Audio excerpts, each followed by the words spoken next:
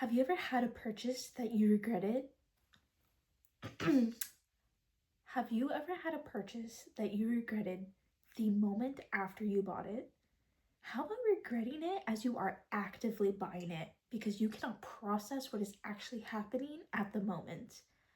This was me when I spent $60 Canadian on some tea while I was in Beijing. Hey, it's me, Ashton, and welcome back to my channel, or hello if you're new here. So today is a little bit of a story time about how I was scammed out of lots of money on some, let's say, mediocre tea while I was in Beijing. So I just kind of want to go through the story, set up the scene, talk about what happened, how it happened, and of course the company that I bought from. So while I'm doing my story time, I will be doing a little montage of when I was in China, so you actually have something to look at, not just me. So I think that will be a better story experience for both of us. So I'm gonna start telling my story and you can see some lovely clips from when I was in China. So picture this, you're walking down the streets of Luoyang in Beijing, a tourist destination filled with beautiful shops, like for clothing, accessories, souvenirs, food, and of course tea. You're enjoying the sights, taking in the culture and the amount of things to look at, when some beautiful girls, typically will be dressed in Hanfu or Lolita-styled clothing, will call to you. They will say hello either in Chinese or in English.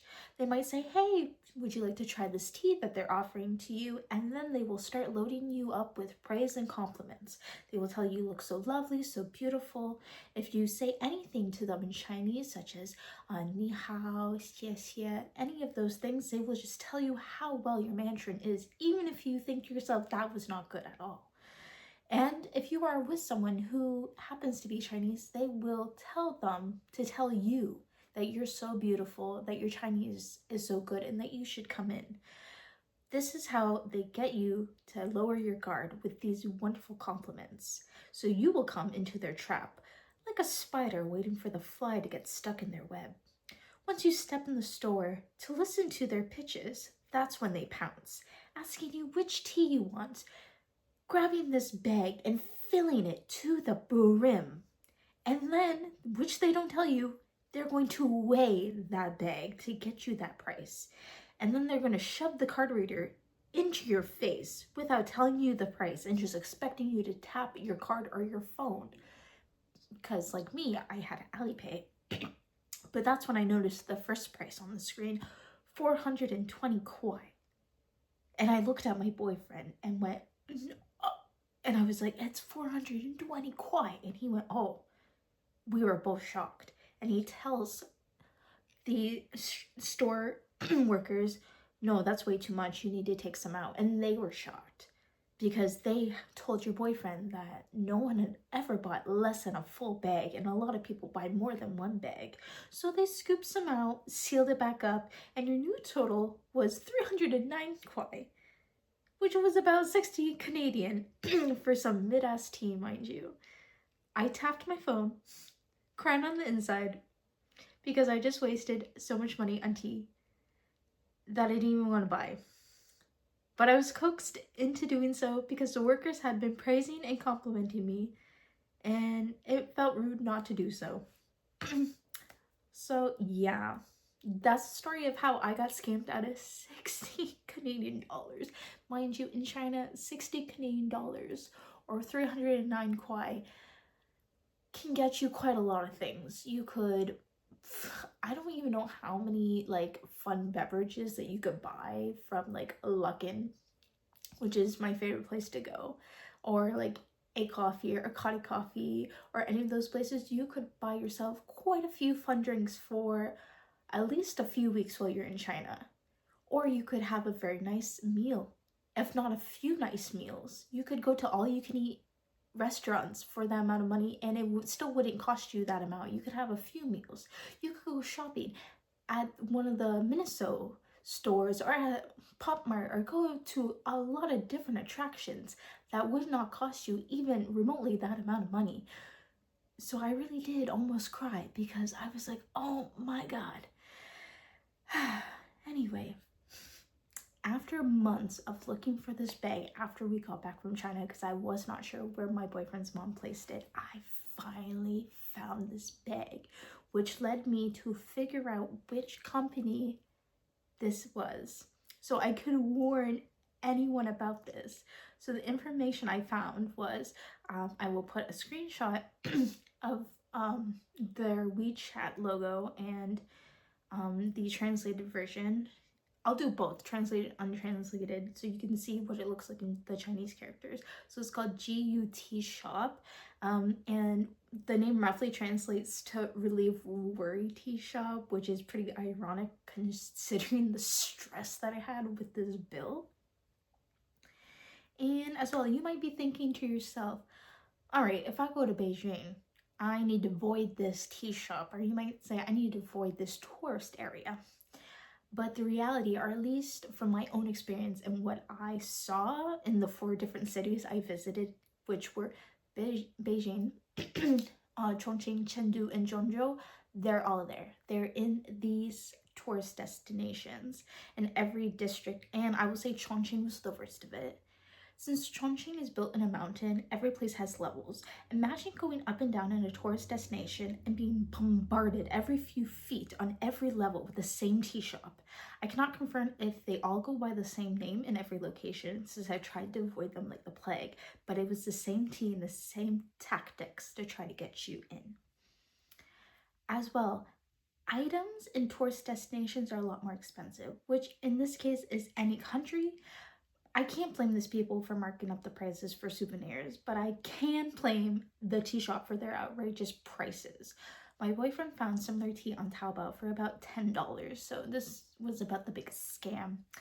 Speaking about souvenirs in Taobao, if you are able to get yourself a Chinese SIM card, that is, if you are going to be staying in China for a long period of time, I highly recommend just buying anything you want, including souvenirs off Taobao.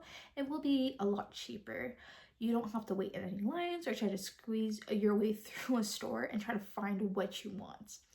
Though there are places that sell their items for only about 5 to 10 kuai more, which is roughly 1 to 2 Canadian dollars. So you can absolutely enjoy the activity of shopping. I certainly did both. I bought things from Taobao, but I also bought some stuff at certain tourist destinations. It just depends if you want to pay that markup, because realistically the shipping from Taobao in China compared to like if you were to buy stuff from here on Amazon and stuff is completely different. You can buy something on Taobao and literally get it the next day. So you don't have to worry about like, oh, I might have to wait a long time. No, buy your things and they will come very quickly. All I can say is when shopping in tourist destinations though, be mindful and aware that there are people who will try to take advantage of you, especially if you are in a country where you don't know the language. Honestly, I would do this thing where you ask yourself, is the item worth it? Do you actually want this item? Like, am I just buying it because I feel awkward if I don't? Such as with the tea, I didn't want that tea. It was not worth it, but it was such an awkward experience after being complimented so much and pushed to pick out a tea, and then they already went through the act. I really should have just said no and just walked away, because what are they truly gonna do? So this is why I just wanted to do this as like a little cautionary tale. Don't be me. Do not be scammed out of 60 Canadian dollars for some tea, like for tea, for anything. Tea especially though, was not worth it. But yeah, I want you all to be safe and have a wonderful experience in China. If you want to go shopping, skip the tourist spots and go to where the locals go. If you're unsure where that is, highly recommend getting /Red Note and looking there. Or as well, there's a lot of creators that post on Instagram and TikTok where they've gone and where they suggest, and there are content creators. I'll go find the ones that I have been following and I'll link their accounts down below so you can go, because a lot of them will tell you like, hey, skip avoid like these places because it's so busy, skip this tourist destination, go over here. Some of them have been doing a lot of Shanghai ones, so I'll just post them so that you are aware, and that will ensure that you are not scammed and you can still enjoy the shopping. Now, before I end this video, I thought it'd be fun for us to do a little taste test of this tea, because when they hand you the tea, it is extremely sweet and delicious. So it makes you feel like if you get this tea, you're going to have such an amazing tea experience. But in reality, when my boyfriend and I got it in China, we were trying to make it like they did in our dorm room, but like we didn't really have everything going on. I bought some like squeezable honey, but I didn't really have sugar or anything, so I thought, let's do a taste test of the tea on its own without any sugar, and then I'll add sugar and we can kind of see, was it worth it? Even though I'm going to spoil it for you, it was not worth it at all. So anyway, let's go and do our little taste test. All right, time for us to make some tea. My water just boiled, but here is what this tea bag looks like. So they grab this big one, they tell you which kind of tea do you want, fill it up and weigh it. So this one is a berry passion or something, I can't remember. I'll have to translate this and put what it is, but it's some sort of berry. I am going to be using these Starbucks mug that my boyfriend got from his associate teacher in China. So this is about Tiananmen Square, and it also says Beijing in it. I thought this cup would be the most fitting for this one. So let's start putting the tea in. So this is what the tea looks like. It does smell very fruity and very nice. It's like, I think it's like a triple berry or something like that. Also this lovely spoon that we've been using since in Beijing. Whoop. I'm making a mess. That's okay, I'll clean up later. I'm gonna do a couple spoonfuls, I feel. So I'm gonna do this much. I'm gonna pour the water on, I'm gonna let it sit, and then we're gonna taste it just as it is, and then we'll add some sugar because it definitely is not gonna taste the best right now.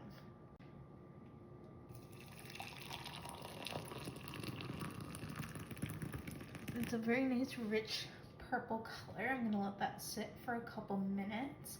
My boyfriend also tried this the other night with Earl Grey tea. I'll insert a clip of what that looked like. He said it tasted pretty good, but once again, it was mixed with their tea, so I'm gonna see how this tastes by itself and give you a rating of how bitter it is, and then add some sugar to see if we can recreate the tea that I was given when I was in Beijing. All right, I'm here for the tea tasting. Also, sorry you might be hearing the washer and dryer going. This was the only time to do it. So here's the tea. Yes, Molly, would you like some tea? So here's the tea, still nice and bright and purple. It's cooled down enough so I can take a sip of it.